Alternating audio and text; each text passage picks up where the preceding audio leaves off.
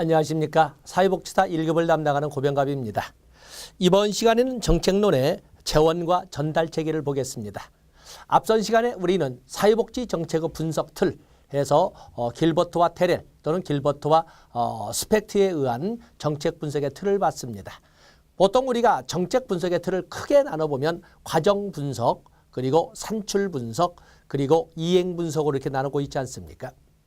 과정 분석이라고 하는 것은 어떠한 계획이 짜져 있으며 그 계획대로 이 프로그램이나 정책이 이행되었는가를 바라보는 소위 절차 분석입니다. 절차와 계획에 대한 분석이라고 그랬고, 그에 비해서 산출 분석이라고 하는 것은 그 프로그램이나 정책이 어떠한 내용을 담고 있느냐, 선택에 대한 것을 담고 있습니다. 누구를 대상으로 선택했느냐, 무엇을 제공하기로 선택했느냐, 무슨 돈으로 운영하기로 결정했느냐, 이런 등등 선택에 관련된 걸로서 내용에 관한, 즉 내용과 운영에 대한 것을 담고 있는 것이 산출 분석, 일부 선생님들은 산물 분석이라고 있습니다. 퍼포먼스 아날리시스지요.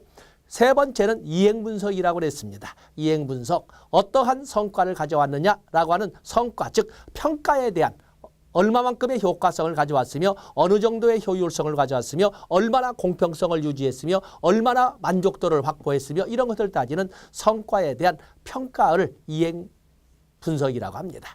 자, 우리가 일반적으로 다루는 그중에 산출 분석을 다루죠. 어떠한 내용을 담고 있느냐를 길버트와 스펙트는 그 내용을 누구를 대상으로 하느냐의 할당과 무엇을 제공할 것이냐는 급여, 그리고 무슨 돈으로 운영할 것이냐, 파이낸스, 재원이죠. 그리고 누가 관리 운영할 것이냐는 전달, 이렇게 네 가지로 나눈 겁니다. 앞선 시간에 우리는 그중에 누구를 대상으로 할 것이냐, 할당해서 할당의 운영 원칙으로, 운영의 할당의 기본 기준 원칙으로 설명했던 것이 바로 보편주의와 선별주의를 정리한 거고, 그리고 대상자 선정 기준으로 제시했던 것 중에 대표적인 것으로 귀속적 지위나 욕구, 그리고 보상, 그리고 진단, 그리고 자산조사, 이렇게 네 가지를 나열해서 어느 이념 쪽에 가까운지를 같이 분석을 했던 것입니다.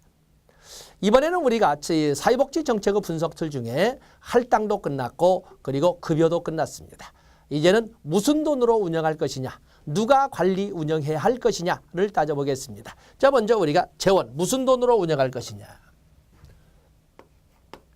재원이 나와 있습니다. 재원이라고 할 적에도 이거 파이낸스 이렇게 되는데, 재원에는 우리가 공공재원과 또 민간재원으로 이렇게 나눠볼 수가 있습니다.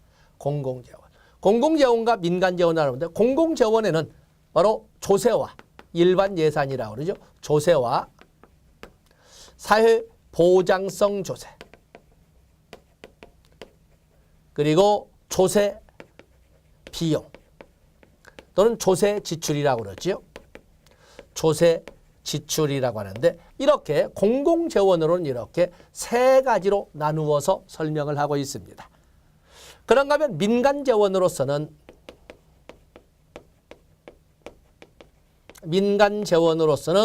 보통 기업기금이라든지 또는 자발적 기여금이라든지, 또 그러면 사회복지 공동모금이라든지, 이거 지역사회를 기반으로 전국적 협력을 구현하는 바로 이 순수 민간재원이지요. 또 그런가 하면은 이용자 부담금. 자, 이런 등등은 민간재원의 의미를 갖습니다. 민간재원의 의미를 갖는다. 그중에 물론 여기 이용자 부담금, 사회복지 공동모금, 다 이게 중요하지요. 종래에는 사회복지라고 하는 것은 1929년 세계대공황 이후에는 거의 대부분이 공공재원으로 운영이 됐었어요. 그랬는데 1970년대 복지국가의 위기기를 넘어가면서 복지국가의 재편이 실현이 되고, 이 실현되면 복지국가의 재편을 노력하게 되고, 그 중에 한 흐름이 영미를 대표로 하는 이 신자유주의가 되는데, 신자유주의에서는 민영화가 강조되지요. 그러면서 1980년대 민영화가 강조되는 신자유주의 이념화에서 민간 부문의 재원이 더 비중이 높아지는 이러한 흐름 속에 있다는 것도 알아주실 필요가 있습니다. 자, 여러분들 교재를 보시면 거기 조세가 먼저 나와 있죠. 조세.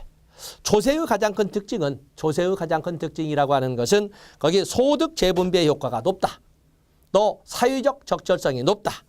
또 그런가 하면 대상의 일반성과 보편성이 높다. 자, 이런 것도 있고 또 그런가 하면은 당연히 이 조세라고 하는 것은 다른 어떤 재원보다도 안정성이나 지속성이 높다라고 설명할 수 있습니다. 그래서 우리가 조세에 보면 사람들이 자꾸 조세를 빼놓고 하는데 조세도 역시 출제가 되는 그 범위가 아주 높아졌다는 것입니다. 조세. 그래서 소위 이 조세에서 너무 가볍게 보지 마시고 조세 다 긍정적으로 하죠. 전 국민을 대상으로 할 때 가장 일반적인 재원으로 쓰는 것이 조세니까.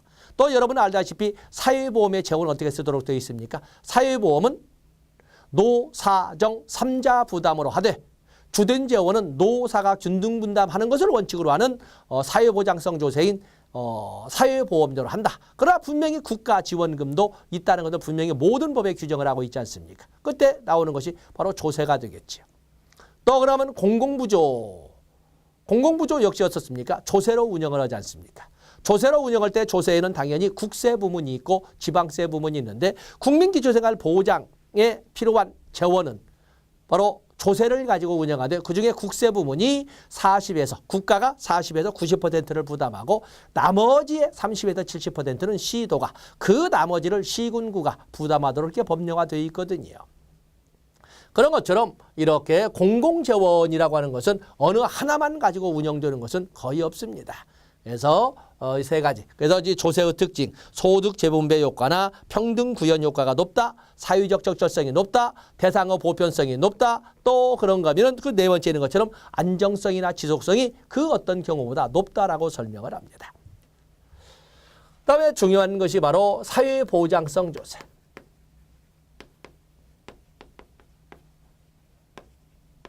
사회보장성 조세, 사회보험료죠.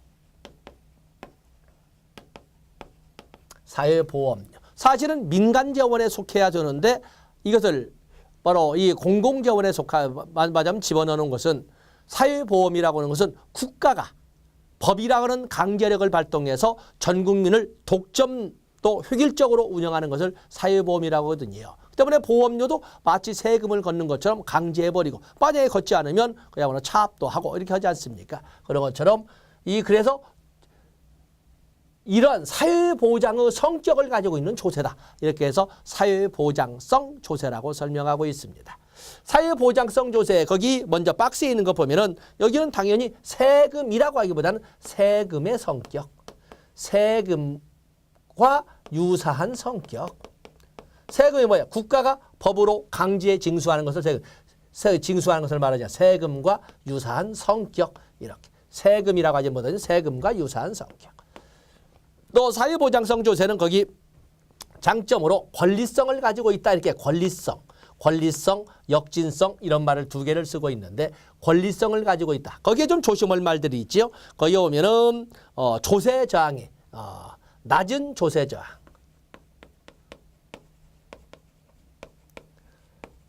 그 이유를 두 가지로 다뤘지 않았습니까? 첫 번째 뭐라고 되어 있습니까? 사회보장급여라는 미래에 대한 사회보장급여라는 점.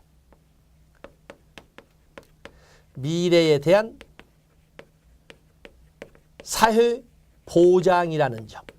그렇기 때문에 불만은 있지만 그냥 입 안에서 옹알옹알하는 그런 정도 불만. 뜯긴다는 느낌이 없지 않아 있지만은 그래도 뭐 나한테 올 수 있다. 바로 거기 나와 있죠. 명확한 용도.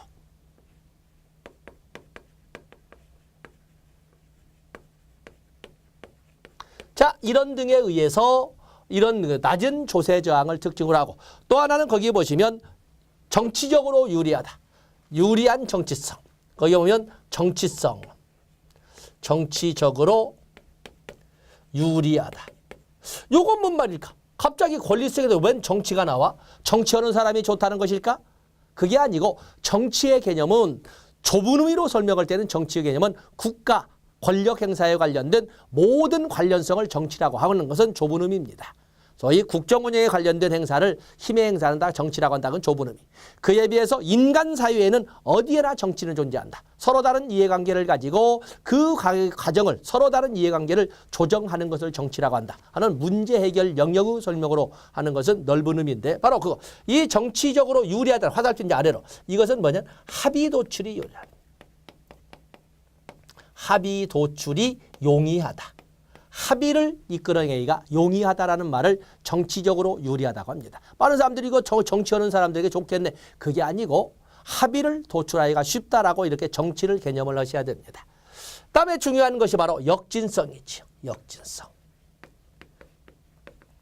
역진성 때문에 결국에 고소득층에 유리하다는 비판을 면키 어렵습니다. 왜 역진성이란 말을 쓸까? 왜 사회보장성 조세인 사회보험료에 역진성이란 용어를 쓸까? 바로 그것은 동일, 고소득자에게나 저소득자에게 동일 세율을 붙이고 있다는 점.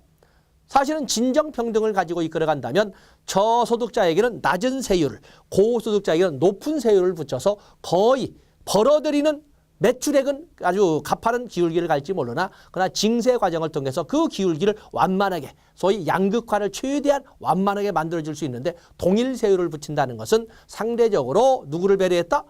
가진 자를 배려했다고 비판을 하지 않을 수가 없다라고 설명할 수가 있고 그리고 또 하나는 이 역진성에 나오는 또 하나의 이유가 뭐예요?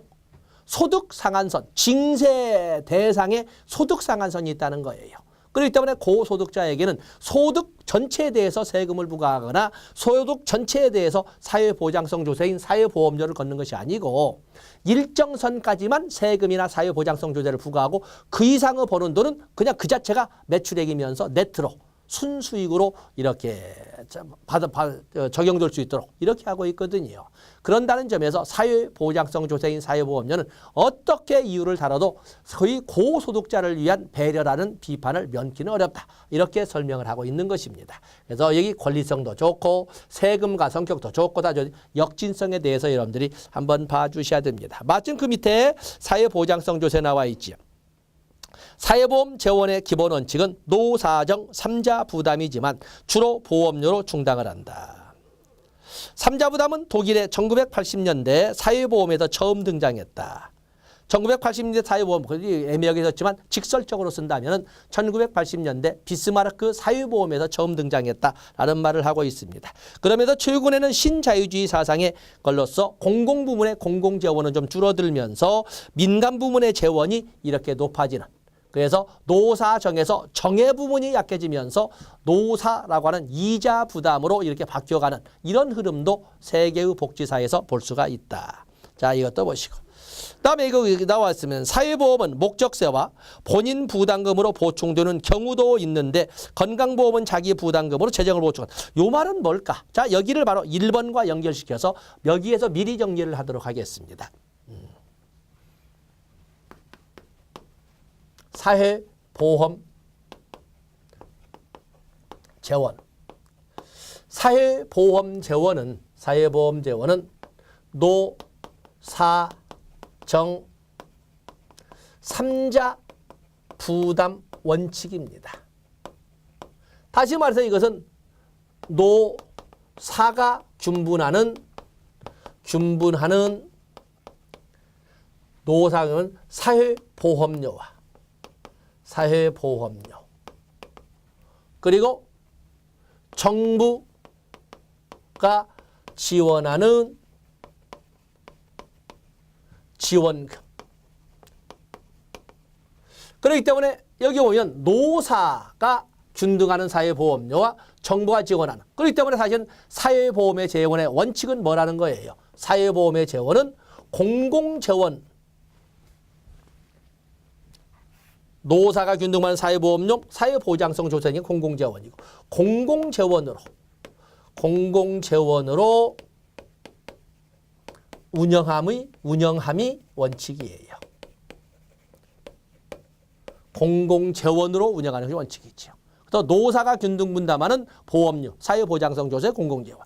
그리고 정부도 일부를 부담할 수 있다. 조세 역시 공공재원. 그렇기 때문에 사회보험의 재원은 3자 부담을 원칙으로 하고 그리고 공공재원으로 하는 것을 원칙으로 합니다. 3자 부담을 원칙으로 하고 공공재원으로 운영하는 것을 원칙으로 합니다. 그런데 자, 한번 볼까요? 국민연금 어떻습니까? 국민연금. 국민연금 역시 노사 정 3자 부담이에요. 주된 재원의 대부분의 비중은 사업장 가입자에서 나오는데 사업장 가입자는 기준소득원액의 9%를 노사가 균등 분담합니다. 물론 지역가입자, 의무가입자, 의무계속가입자가 내는 보험료도 있지만 그 숫자는 워낙 미미해서 뭐 다룰 실익이 없고 주된 것은 바로 사업장 가입자가 내는 보험료로 운영하거든요. 그렇기 때문에 사회보장성 조세를 주로 하지만 국가가 일부를 부담할 수 있습니다. 노사정 3자 부담입니다. 다음에 고용보험. 고용보험도 노사정 3자 부담입니다. 3자 부담. 단. 자, 여기서 이제 핵심이 나오죠. 단. 이 고용보험에서 고용안정 직업능력개발사업, 고용안정 직업능력개발사업 보험료는 누가 낸다? 사업주 단독 부담이다. 그렇기 때문에 고용보험도 원칙처럼 3자 부담을 원칙으로 하긴 하지만 그러나 고용안정 직업능력개발사업 보험료는 사업주가 단독 부담하기 때문에 일부 영역은 2자 부담으로 운영되고 있음을 알 수가 있습니다. 3자 부담을 원칙으로 운영하되 일부 영역에 대해서는 2자 부담으로 운영한다. 자, 이래서 여기는 2자 부담이죠. 요거에 대해서는 2자 부담입니다. 그래서 사업주와 정부, 노가 없는 거죠. 다음에 산재보험까지 여기 적겠습니다. 산재보험은 여기는 여기 이렇게 색깔을 좀 바꿨습니다. 산재보험은 사정 2자 부담입니다. 보험료를 사업주가 단독 부담하기 때문에 그렇습니다. 때문에 고용보험이나 산재보험 모두 국가지원금으로 운영이 되지만 주된 재원은 보험료예요. 그런데 보험료는 왜 그래? 보험료는 사업주가 단독 부담하기 때문에 그렇습니다. 2자 부담이지. 그래서 여기 보시면은 이렇게 고용보험의 일부의 2자 부담이 있고 산재보험 전체가 바로 2자 부담이 되겠어요. 그래서 여기 먼저 3자 부담을 받습니다. 다음에 우리가 볼 수 있는 것이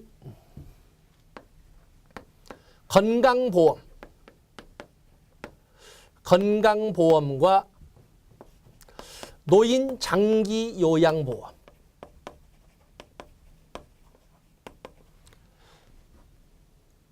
건강보험과 노인 장기 요양보험은 당연히 국가지원금, 조세 부문이 있죠. 건강보험은 조세로 해당 연도 예상되는 보험료 수입액의 14%를 국가가 조세로 공단에 지원합니다. 노인장기요양보험은 예상되는 보험료 수입액의 20%를 국가가 조세로 공단에 지원을 합니다. 국가지원금이 있습니다. 다음에 보험료 있지요. 보험료. 당연히 국민건강보험의 가입자와 노인장기요양보험의 가입자는 동일하기 때문에 이 보험료는 당연히 직장가입자의 보험료와 그리고 지역가입자의 보험료로 이렇게 나눠보지 않습니까? 직장가입자의 보험료는 노사 균등 분담을 원칙으로 하지만 물론 여기에는 보수원액 보험료도 있고 소득원액 보험료도 있죠. 소득원액은 단독냅니다만 그냥 여기 이렇게 쓰겠습니다. 자세한 것은 제약이라고. 지역가입자는 단독부담. 소위 가구 세대 전원의 연대 책임으로 이렇게 내도록 되어 있지 않습니까? 주된 것은 역시 직장가입자가 내는 보험료가 되겠어요. 여기는 조세가 되겠고 여기는 보험료니까 당연히 공공재원이죠. 공공재원으로 운영을 합니다. 공공재원으로. 그런데 양자 모두 뭐가 있어요? 본인 일부 부담금이 있다는 거예요. 본인 일부 부담금. 본인 일부 부담금은 이것은 민간재원이잖아요. 민간재원. 그래서 이 사회보험의 재원은 원칙은 공공재원으로 운영을 하고 있지만 그러나 이 건강보험과 산재보험은 건강보험과 노인장기양보험은 공공재원과 민간재원의 혼합재원으로 운영하고 있다라는 것을 미리 살펴보는 겁니다. 뒤에 우리가 정책론, 법제론 할 때 다 5대 사회보험을 다 다루겠습니다만 이렇게 혼합재원으로 운영하고 있다. 그 말을 지금 교재를 볼까요? 교재를 보시면 거기 3번에 사회보험은 목적세와 본인 부담금으로 보충되는 경우도 있는데 건강보험은 자기 부담금으로 재정을 호축한다. 이 말은 뭐냐면 원칙과는 달리 사회보험에서 건강보험 또 노인장기요양보험은 혼합재원으로 본인 일부 부담금이라고는 민간재원도 사용하고 있다라는 말을 지금 이렇게 축약을 시켜놓은 겁니다. 그래서 1번과 3번으로 보시고 그래서 거기 보시면 왜 사회보험은 거기는 4번 이유 다뤘습니다. 거기 보시면 사회보험은 사용자가 부담하는 것으로 완전한 정부 예산으로 볼 수 없으나 공공재원으로 분류되는 이유는 보험료를 국가가 강제적으로 부과하고 강제적으로 징수 또 강제적으로 국가 비중이 큰 공공기관에도 운영하기 때문에 세금이나 다름없다 해서 바로 이것을 공공재원으로 분류한다라고 설명했습니다. 그다음에 5번과 6번은 우리가 판서했지요. 5번은 역진성이 있다. 지금 여기 우리가 역진성이라는 단어를 가지고 설명했습니다. 그래서 사회보험료, 사회보장성 조세는 역진성 때문에 비판을 명쾌 어려운데 두 가지로 이유를 다뤘다. 하나는 고소득층이나 저소득층에게 동일 세율을 부과한다는 점. 또 하나는 고소득층에게 부과하는 세금 징수 금액에 상한선이 존재한다는 점. 그 이상은 매출액이 곧 순이익이요. 말하자면 순수이익으로 전환되게끔 했다는 점. 그런 점에서 5번, 6번 모두 고소득층에게 유리하다는 비난을 명쾌 어렵다라고 이렇게 설명을 했습니다. 다음에 거기 페이지를 넘어가 보면 조세와 사회보험료의 비교가 나와 있는데 자 거기 조세는 누진성을 가지고 있어서 네 번째 소득 재분배 효과에 효과적이다라고 할 데 비해서 사회보험료는 역진성을 가지고 있어서 두 번째 있는 것처럼 역진성이 있어서 고소득층에게 유리하다는 비판을 면키 어렵다는 것을 다시 한번 양자를 비교를 했습니다. 그다음에 이용자 부담 나와 있죠. 이용자 부담금. 이용자 부담금은 건강보험과 노인장기요양보험을 가지고 설명했는데 건강보험은 이용자 부담금이 일반적으로 20%를 합니다. 자, 여러분들이 많은 사람들은 잘 모릅니다만은 우리가 일반적으로 가정의학과나 집 앞에 있는 의원을 가게 되면 4,000원 정도 낼 겁니다. 4,000원을 전에 이렇게 내게 되는데 4,000원을 냈다는 것은 본래 내가 낼 돈이 2만 원이라는 거예요. 그중에 나는 본인 일부 부담금으로 4,000원만 내고 나머지 16,000원은 다른 사람이 내는 건강보험료를 가져다 내가 쓰는 거거든요. 또 뿐만 아니라 내가 냈던 건강보험료도 어느 누군가 알지는 못하지만 사회보험이라는 것은 집합적 국민들의 집합적 계약이거든요. 그렇기 때문에 내가 냈던 보험료도 나도 모르는 사이에 나도 모르는 사람이 아프거나 다쳤거나 애를 낳을 때 갖다 쓸 거예요. 그런 것처럼 그때 갖다 쓸 수 있는 이런 그것을 뺀 나머지만 내가 내는데 몇 퍼센트? 일반적으로 급여의 종류에 따라 다릅니다만 일반적으로 20%를 냅니다. 뭐 어떤 무식한 것들이 이제 것이라고 합니다. 마치 내가 내 돈 내고 가는데 너희들이 무슨 상관이야? 그 사람들은 절도를 하고 있는 거예요. 저는 내는 돈은 4,000원이나 4,500원 내지만 실질적으로 다른 사람이 낸 돈을 16,000원에서 2만 원 가까운 돈을 훔쳐가는 거거든요. 그런 것도 모르는 무지연자들이 마치 그걸 권리인 것 마냥 하는 것은 안 되는 거예요. 그래서 소위 의료 영역에는 많은 도덕적인 가장 고실고실하고 가장 깔끔하지 않습니까? 그러다 보니까 싼 맛에 그냥 순례를 하는 이런 직업적 이런 환자들이 있거든요. 그것은 결국에 국민건강기금 재정을 악화시키면서 그야말로 사회보험에 대한 이런 그 운영의 묘를 죽여버리는 거거든요. 그래서 여기 사용자 부담금 나와 있습니다. 자, 노인장기요양보험에는 이용자 부담은 얼마래요? 사용자 부담금을 재가복지는 장기요양급여의 15%, 시설급여는 20%를 본인 부담금을 하고 있어요. 하물며 극빈층을 대상으로 하는 의료급여에도 전액을 의료급여기금에서 내는 것이 아닌 경우에는 1,000원씩 본인도 일부 부담금 내도록 되어 있거든요. 극빈층 대상으로 하는 의료급여에도 본인 일부 부담금은 있습니다. 자, 거기에 본인 일부 부담금 왜 필요할까? 도덕적 해이를 막기 위해서 단순하고 과도한 정부 부담의 한계를 극복하기 위하여, 그러죠? 극복하기 위해서. 또 서비스의 질을 높이기 위해서, 서비스를 이용받을 때 빌어먹는다는 생각 들지 않게 하기 위해서, 낙인감을 제거하기 위해서. 자, 이런 말들이 나와 있는데 문제점도 있죠. 결국에 이것은 사용자 부담은 역진적으로 저소득층의 부담이 고소득층에 비해 상대적으로 커서 똑같은 이용자 부담금을 낸다 해도 저소득층이 내는 4,000원과 고소득층이 내는 4,000원의 체감도는 전혀 다르다는 거예요. 바로 이런 거 해서 소득 재분배를 악화시킨다. 또 저소득 차이는 부담이 너무 크게 되어서 이용률을 떨어뜨리게 된다. 또 그런가 하면 소득의 역진성이 발생할 수 있다. 자, 이런 것 등이 바로 여기 이용자 부담에서 출제 대비해서 우리가 가져가야 될 내용이 되겠습니다. 자, 이번에는 우리가 네 번째 재원을 넘어서서 이제는 전달 체계를 봐야 됩니다. 전달 체계. 전달 체계에 대해서는 우리가 정책론에서도 출제가 되고 행정론에서도 출제가 되고 그리고 실천론에서도 출제가 될 겁니다. 그러다 보면은 전달 체계, 딜리버리. 전달 체계의 분류를 보면 사회복지 서비스 분류를 보면 여기에는 집행 체계와 행정 체계로 이렇게 나누어서 분류해 볼 수가 있습니다. 보통 우리가 행정체계라고 할 적에는 사회복지 서비스 전달체계 중에서도 기획이나 또는 지원이나 또는 관리 영역이 주된 업무로 자리 잡히면 행정체계라고 부르는 것이고, 집행체계는 현장, 실천이나 전달 업무를 주된 업무로 맡으면 집행체계라고 부르는 겁니다. 그렇기 때문에 이렇게 사회복지 서비스 전달 체계를 집행체계냐 행정체계로 나눈 것은 상대적이지만 어떤 업무의 비중이 주냐를 가지고 따지는 거라고 보시면 됩니다. 그래서 기능을 가지고. 그런가 하면 공적 전달 체계와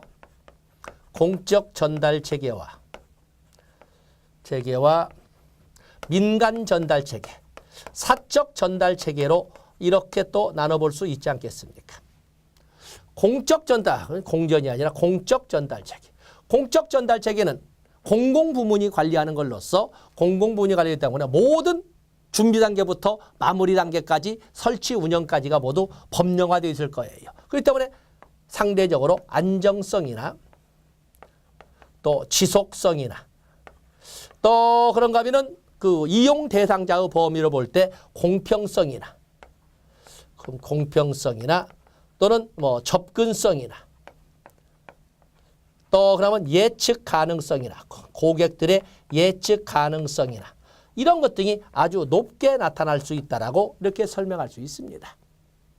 그에 비해서 민간 전달 체계는 공적 전달 체계처럼 이런 것보다는 신축성이나 환경 변동에 대한 대처는 역동성이나 또는 뭐 유동성 또 그러면 효과성 또는 뭐 효율성. 자, 이런 것 등은 높게 나타났다고. 그리고 양자는 서로 단점으로 서로가 가지고 있는 장점은 상대적으로 내 쪽에서는 허용이 안 되지 않는다는 거.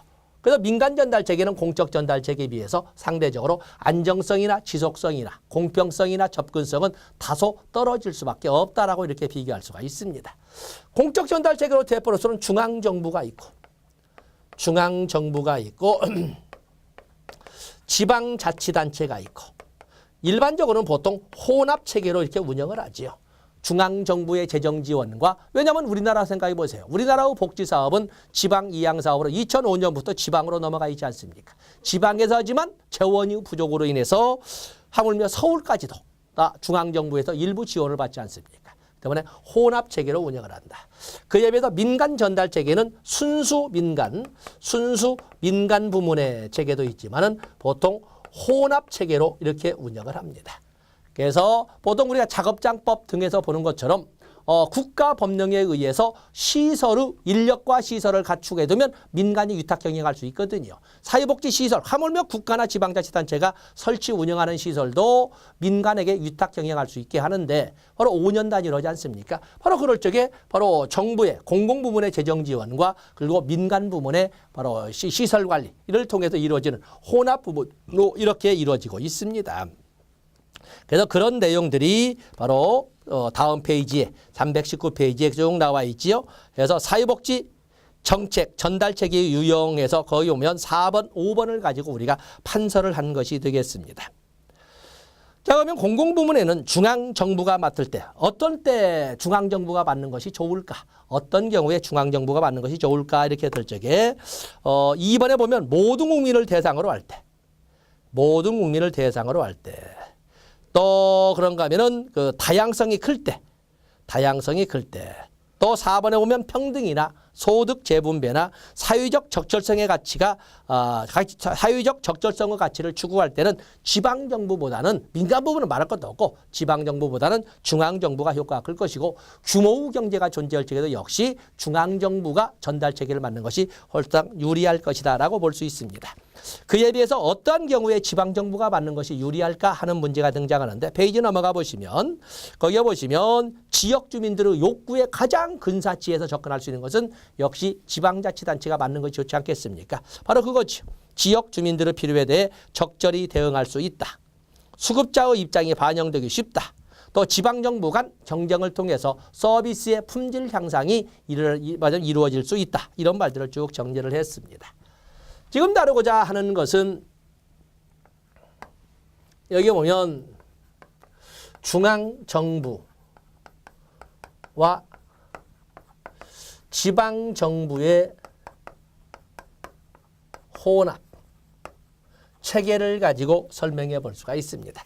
말은 이렇게 지금 우리가 강의를 하기 때문에 말을 부드럽게 중앙정부와 지방정부의 혼합 체계라고 이렇게 설명을 했지만 사실은 아무리 2005년도에 사회복지가 지방 이양사업으로 넘어왔다고 하더라도 재정 자립도가 낮다 보니까 뜻대로 법령화된 대로 할 수가 없는 거예요. 그래서 중앙정부의 재정 지원을 받아서 운영을 하게 되거든요. 자, 여기에 보면은 중앙정부의 지방정부 통제의 방법에는 4가지가 있습니다. 재정적 규제 또는 프로그램 규제 또는 절차적 규제 또 그런가 하면은 클라이언트의 수나 욕구 규제 도와줄 수 있는 범위를 확 줄여버리는 거죠. 도와줄 수 있는 숫자를 확 줄여버리는 거죠. 자, 이런 규제 등이 있는데 그중에 가장 엑기스의 역할을 하는 것이 바로 재정적 규제 아니겠습니까? 돈으로 관리하는 재정적 규제가 가장 핵심적인 역할을 중앙정부가 지방정부를 다루는데 가장 핵심적일 거예요. 여기는 우리가 여기에 범주적 보조금 그리고 포괄 보조금 또는 총액 보조금 그리고 일반 교부금이 있습니다. 자, 여러분들 교재 보시면서 범주적 보조금이라고 하는 것은 조건부 보조금이라고 합니다. 자, 우리가 구어체로 그냥 설명해 본다면 OX만 결정을 하는 거예요. 우리가 시키는 대로 할 거야 아니야.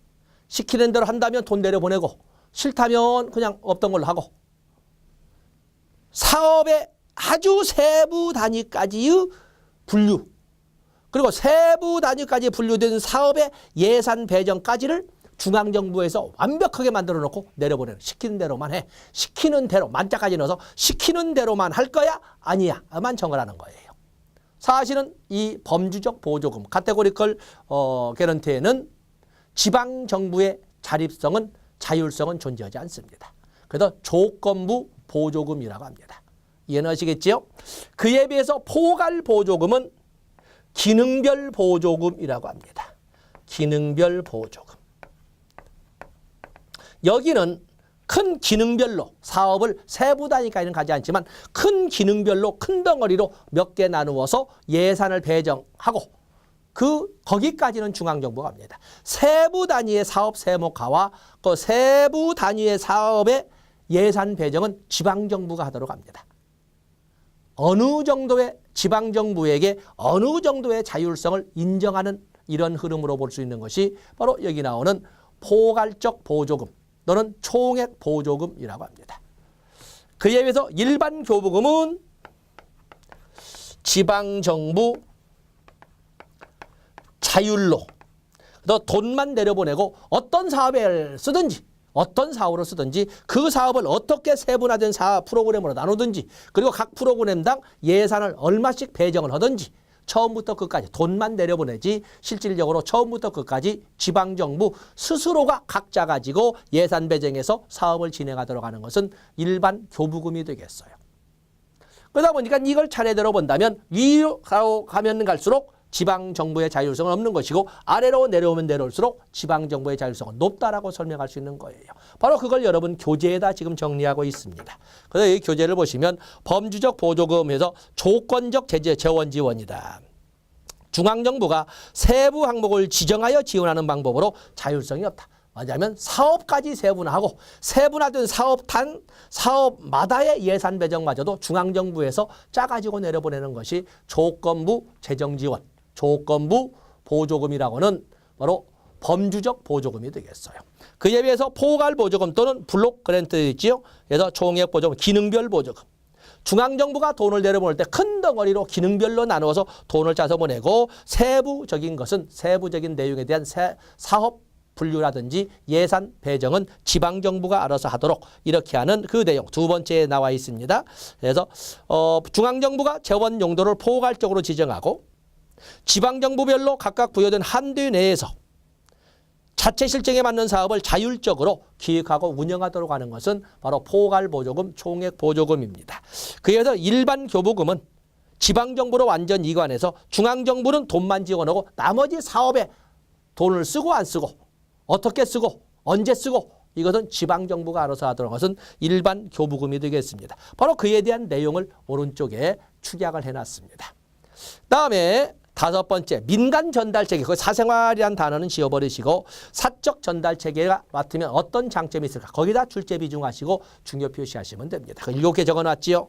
만약에 전달체계를 사적 전달 또는 민간 전달 부분이 맡는다면 정보가 아니라 정부에서 제공하는 서비스를 받지 못하는 사람, 정부에서 제공하는 서비스를 받지 못하는 비해당자에게도 바로 서비스가 제공될 수 있다. 정보가 아니라 정부입니다. 정부. 또 그러면 정부가 제공할 수 없는 서비스도 민간 부분에서는 제공할 수 있다.